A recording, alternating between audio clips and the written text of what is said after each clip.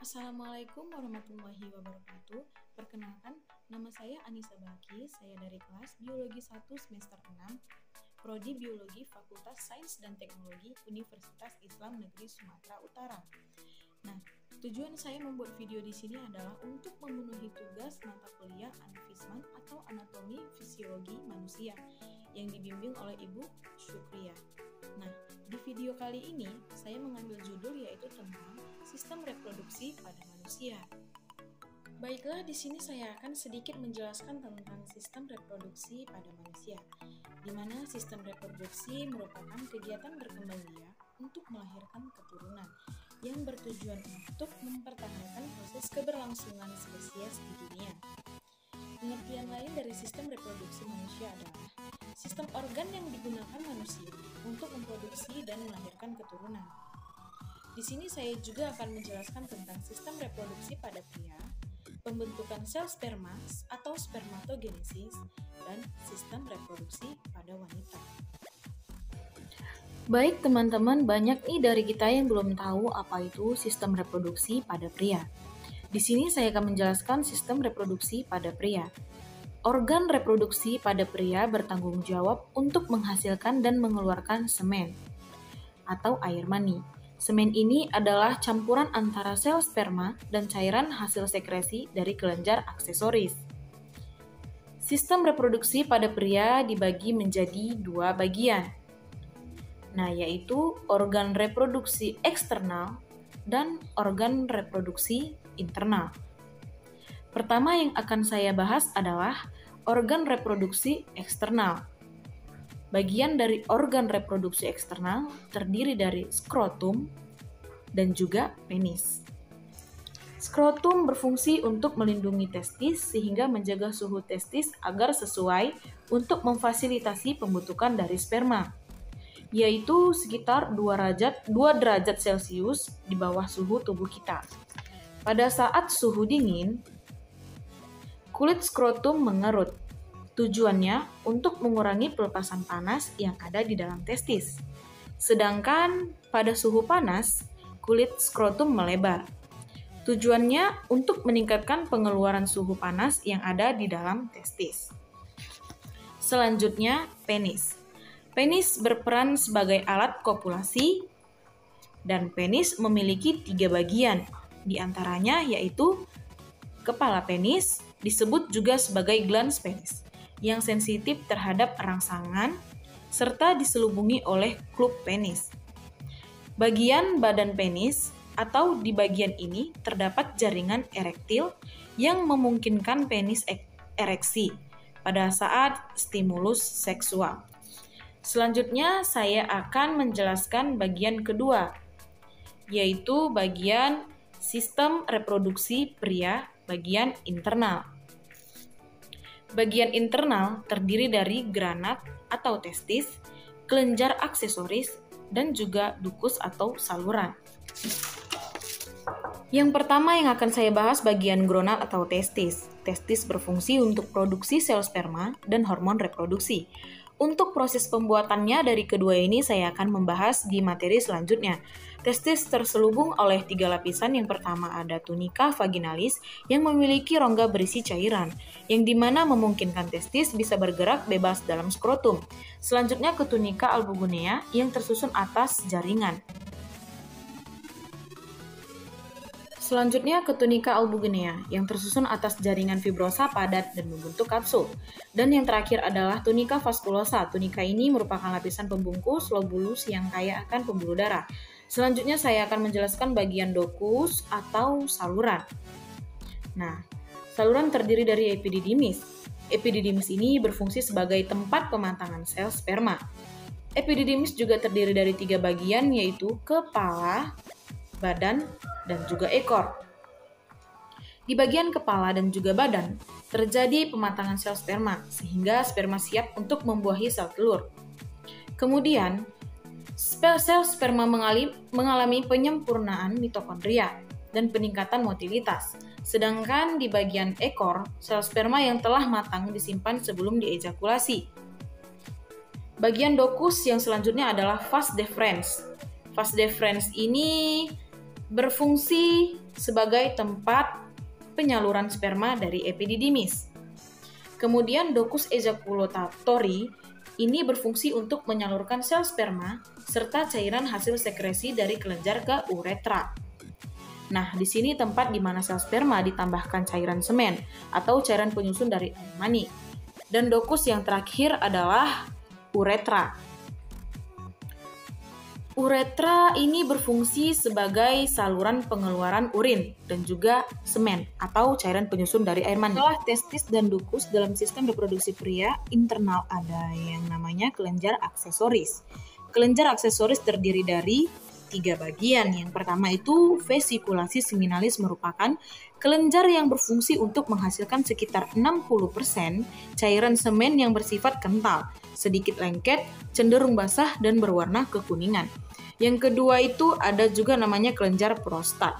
Kelenjar prostat ini berfungsi dari kelenjar ini adalah menghasilkan sekitar 13-33% cairan semen berwarna putih seperti susu dan mengandung banyak enzim, antikoagulan, serta asam nitrat untuk menutrisi sel sperma.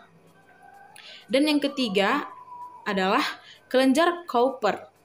Kelenjar ini menghasilkan cairan untuk melumasi uretra dan akan menetralkan asam sisa urin di dalam uretra.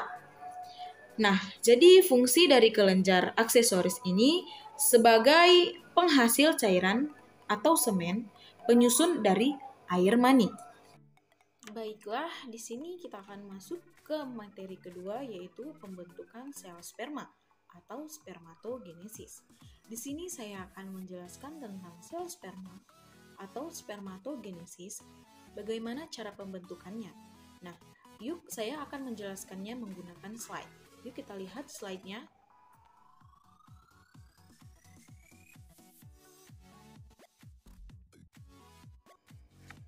Proses dalam pembentukan sperma disebut juga spermatogenesis. Pembentukan sel sperma terjadi di dalam tubulus seminiferus. Kata tubulus berarti saluran-saluran, sedangkan kata seminiferus berasal dari kata semen, yang artinya sperma. Jadi, tubulus seminiferus adalah saluran panjang yang berkelok-kelok tempat pembentukan sperma. Proses pembentukan sperma pada tubulus seminiferus terjadi secara bertahap. Sel induk sperma atau spermatogenium yang bersifat diploid atau 2N mengalami pembelahan secara mitosis, membentuk spermatosit primer. Selanjutnya, spermatosit primer mengalami pembelahan meiosis tahap 1, membentuk 2 spermatosit sekunder yang bersifat haploid. Spermatosit sekunder kemudian mengalami pembelahan meiosis tahap 2, membentuk spermatoid yang bersifat haploid. Akhirnya, spermatid mengalami diferensiasi atau perkembangan sehingga terbentuk 4 sel sperma atau spermatozoa yang matang. Inilah contoh video perkembangan sperma atau spermatozoa yang matang.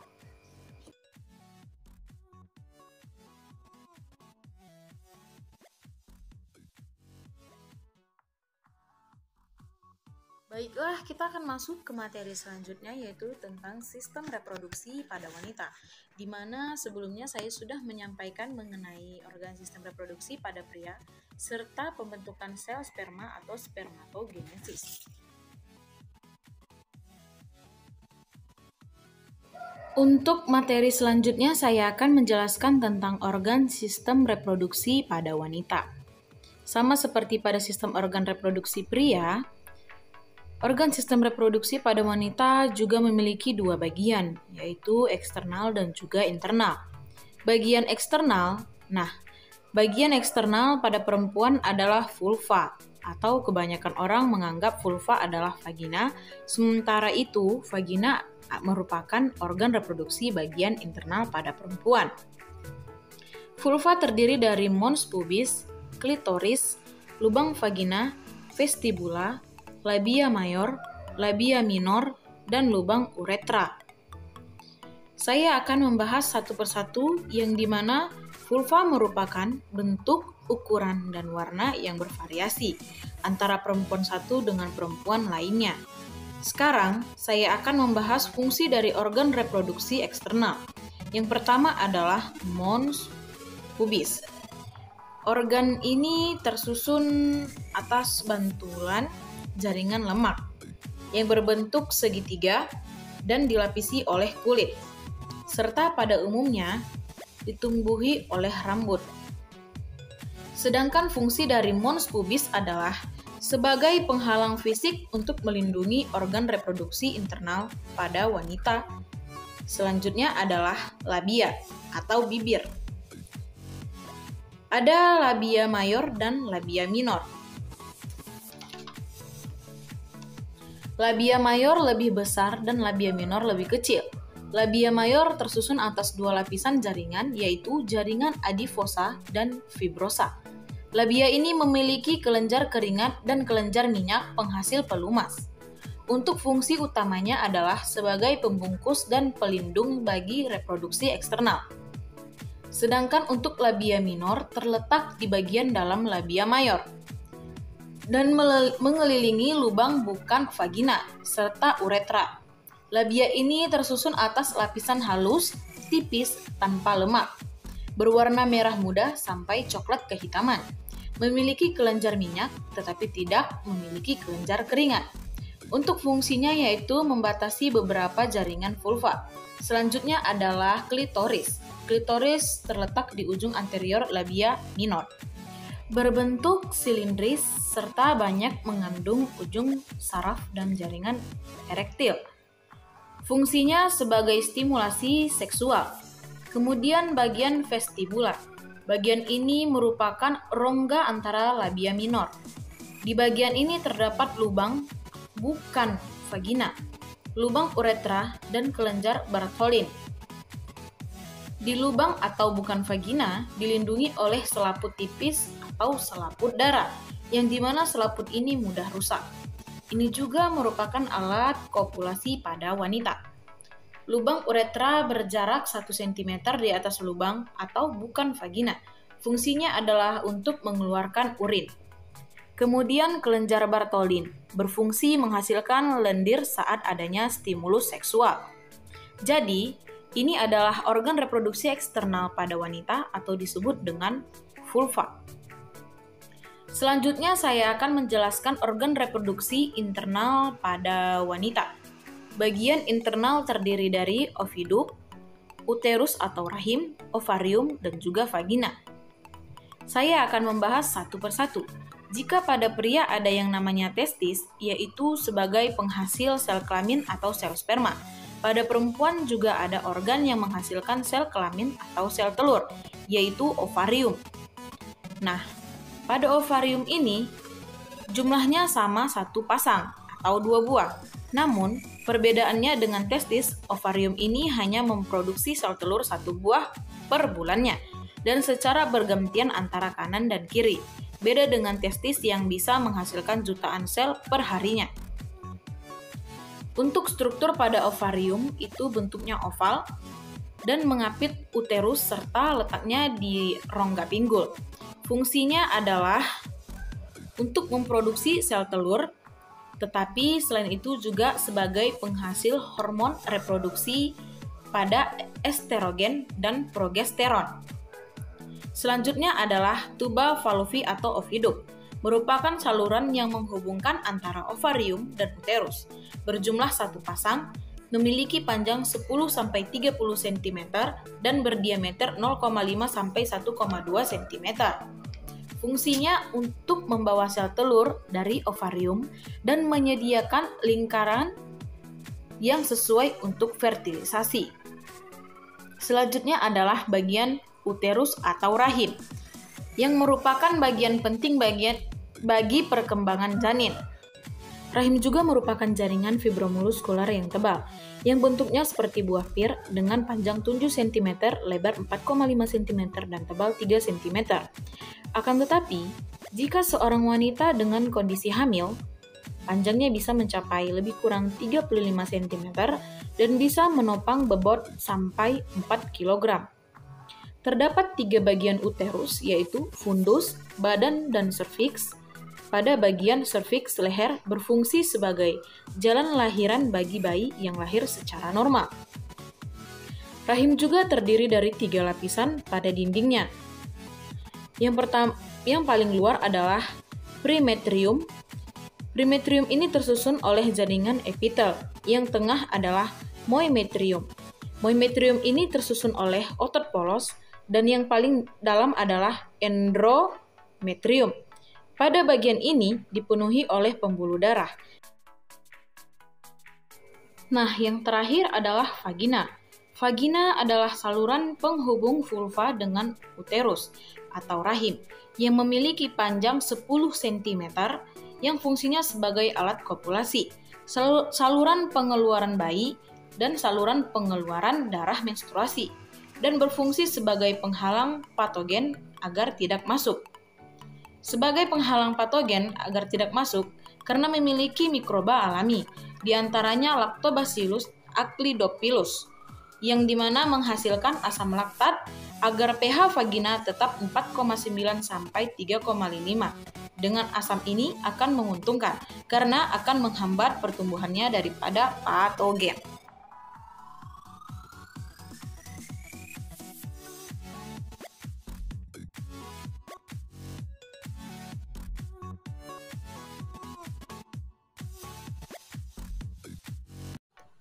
Sebelumnya, kita sudah banyak mengetahui tentang sistem reproduksi pada pria dan pada wanita. Kali ini saya akan menambahkan materi sekaligus menjelaskan tentang penyakit kelainan atau gangguan pada sistem reproduksi pria dan wanita. Di sini saya akan menambahkan materi tersebut karena materi ini sangat penting bagi kita. Nah, biar supaya kita tahu apa saja gangguan pada sistem reproduksi pria dan wanita. Kemudian, di sini saya akan menjelaskannya menggunakan slide. Mari kita lihat slide. Berikut saya akan menjelaskan beberapa gangguan pada sistem reproduksi. Kita mulai pada gangguan yang terdapat pada sistem reproduksi pria. Nah, sistem reproduksi pria ini gangguannya yang pertama adalah epididymitris. Epididymitris ini merupakan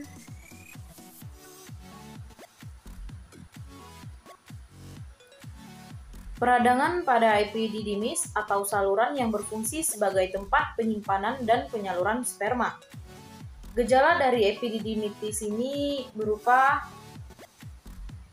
nyeri pada testis, biasanya salah satu, darah pada cairan sperma, nyeri saat buang air kecil, sering ingin buang air kecil atau merasa tidak tuntas, dan yang terakhir muncul benjolan di testis. Nah, sebagian besar kasus epididymitis ini disebabkan oleh infeksi bakteri yang dimulai oleh uretra, prostat, atau kandung kemih. Yang kedua, ada kanker prostat. Kanker prostat ini adalah kanker pada pria yang berkembang di kelenjar prostat. Pada umumnya ditandai dengan gangguan buang air kecil.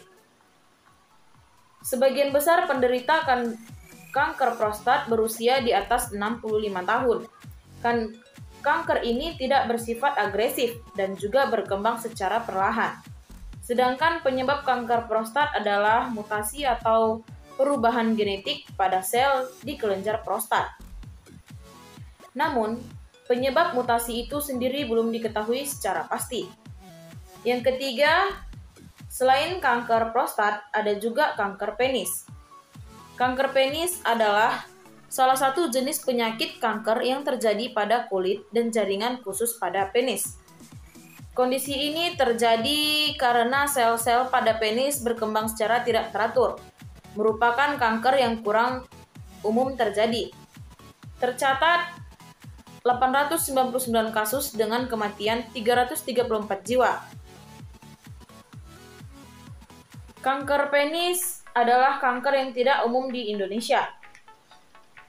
Meskipun cukup langka, kasus dari kanker ini tuh lebih banyak daripada kanker anus. Selanjutnya yang keempat adalah uteritis atau peradangan. Peradangan atau pembengkakan pada uretra. Uretra sendiri adalah saluran yang membawa urin dan air mani dari kandung kemih ke luar tubuh, sekaligus menjadi saluran reproduksi pada pria, yaitu sebagai saluran ejakulasi pada sel sperma atau semen. Kondisi pembengkakan atau peradangan menyebabkan dorongan untuk buang air kecil itu semakin meningkat, dan penderitanya akan merasa nyeri ketika buang air kecil. Uretra merupakan salah satu jenis infeksi menular seksual. Penyebab utama uretris adalah bakteri yang masuk ke dalam saluran kemih melalui kulit di sekitar lubang uretra atau lubang kencing. Yang kelima ada prostasis. Prostasis adalah peradangan atau perkembangan pada kelenjar prostat, yang dimana bisa terjadi secara tiba-tiba atau berkembang secara bertahap dalam waktu yang lama. Biasanya ditandai dengan nyeri dan kesusahan buang air kecil. Kelenjar prostat, organ yang berfungsi sebagai pembuat sperma. Jika kelenjar prostat lengkap atau meradang, akan timbul nyeri pada panggul dan nyeri pada saat buang air kecil atau ejakulasi. Jadi ini adalah beberapa contoh gangguan pada reproduksi pria. Selanjutnya adalah gangguan pada sistem reproduksi wanita. Yang pertama adalah dysmenor. Dysmenor merupakan istilah untuk keluhan kram yang menyakit dan umumnya muncul saat menstruasi. Dysmensorrhea ini merupakan gangguan yang paling umum dikeluhkan wanita. Nah, selain satu tips supaya bisa mengurangi rasa nyeri jika ketemu lagi dengan dysmenorrhea dengan olahraga yang teratur. Minimal 1 hari 1 kali. Yang kedua adalah amenorrhea. Ini merupakan peristiwa tidak terjadinya menstruasi pada wanita saat sedang di masa yang harusnya mengalami menstruasi. Kondisi ini biasa terbagi menjadi 2 jenis, yaitu amenorrhea primer dan juga sekunder. Perlu diketahui bahwa normalnya sebelum memasuki masa pubertas, saat hamil, saat menyusui atau ketika memasuki fase menopause, wanita itu tidak akan mengalami menstruasi. Tapi, jika di luar kondisi dan fase tersebut, jika seseorang tidak mengalami menstruasi pertama atau tidak mengalami menstruasi kembali, ini diperlukan pemeriksaan menyeluruh untuk memastikan penyebab dan faktor pemicunya. Karena bisa jadi tanda dari penyakit yang serius, seperti tumor. Yang ketiga adalah endometriosis. Endometriosis ini merupakan kondisi ketika endometrium yang ada di dalam rahim tumbuh di luar rahim. Jadi, khusus untuk jaringan endometrium itu, pada umumnya atau normalnya, endometrium itu tumbuh di dalam rahim atau uterus. Tapi pada kasus ini, sering endometrium itu dapat tumbuh di indung telur, usus, oviduk, vagina, atau rektum, yaitu bagian akhir usus yang terhubung ke anus. Nah, sudah dijelaskan di materi sebelumnya, sebelum menstruasi endometrium akan menebal sebagai tempat untuk menempelnya sel telur yang sudah dibuahi. Nah, bila pada kondisi hamil, endometrium ini akan meluruh, yang dimana kemudian akan timbulnya menstruasi. Nah, untuk kasus endometrium yang tumbuh di luar jaringan rahim, ini juga akan ikut menebal, tetapi tidak akan dapat meluruh dan juga tidak dapat dikeluarkan oleh tubuh. Dan kondisi ini dapat menimbulkan keluhan nyeri, bahkan dapat menyebabkan kemandulan pada wanita. Lanjut ke materi keempat, yaitu kanker serviks. Kanker ini adalah yang tumbuh pada sel-sel di leher rahim. Umumnya tidak memunculkan gejala tahap awal. Gejala itu akan muncul saat kanker sudah mulai menyebar. Nah, di dalam banyak kasus, kanker serviks ini terikat dengan infeksi menular seksual. Kanker serviks ini adalah salah satu jenis kanker yang paling mematikan pada wanita. Selain daripada kanker payudara, berdasarkan penelitian yang dirilis oleh WHO, lebih dari 92.000 kasus kematian pada wanita di Indonesia. Ini disebabkan oleh kanker. Nah, dari jumlah tersebut, 10% terjadi karena kanker serviks. Nah, selanjutnya yang kelima adalah kehamilan ektopik. Kehamilan ektopik ini adalah hamil di luar kandungan atau di luar rahim. Sudah diketahui bahwa kehamilan itu berawal dari sel telur yang dibuahi oleh sel sperma. Pada proses kehamilan normal, sel telurnya telah dibuahi akan menetap di tuba fallopi selama kurang lebih 3 hari, yang dimana pada akhirnya akan dilepaskan ke dalam rahim. Di dalam rahim, sel telur yang telah dibuahi akan terus berkembang hingga masa persalinan tiba. Tetapi, untuk kasus ini, pada kehamilan ektopik, sel telurnya yang telah dibuahi itu tidak menempel pada rahim, melainkan pada organ lain. Tuba fallopi adalah organ yang paling sering ditempeli sel telur pada kehamilan ektopik ini. Kehamilan ektopik juga bisa terjadi di indung telur atau pada leher rahim. Kondisi ini menyebabkan pendarahan dari vagina dan nyeri hebat di pinggul perut bawah. Kehamilan sklerotopik ini harus segera ditangani karena dapat berbahaya, dan janin juga tidak akan berkembang dengan normal. Meskipun belum diketahui secara pasti apa penyebab dari kehamilan ektopik, namun kondisi ini seringkali dikaitkan dengan kerusakan pada tuba fallopi, yaitu saluran yang menghubungkan ovarium dan rahim. Jadi, ini adalah beberapa contoh-contoh gangguan pada sistem reproduksi wanita. Baiklah, sekian penjelasan saya tentang sistem reproduksi pada pria, pembentukan sel sperma atau spermatogenesis, sistem reproduksi pada wanita, dan gangguan-gangguan pada sistem reproduksi pria dan gangguan pada sistem reproduksi wanita. Semoga materi yang saya sampaikan dan yang saya jelaskan bermanfaat buat saya dan bermanfaat buat yang menontonnya juga. Sekian dari penjelasan saya. Wassalamualaikum warahmatullahi wabarakatuh.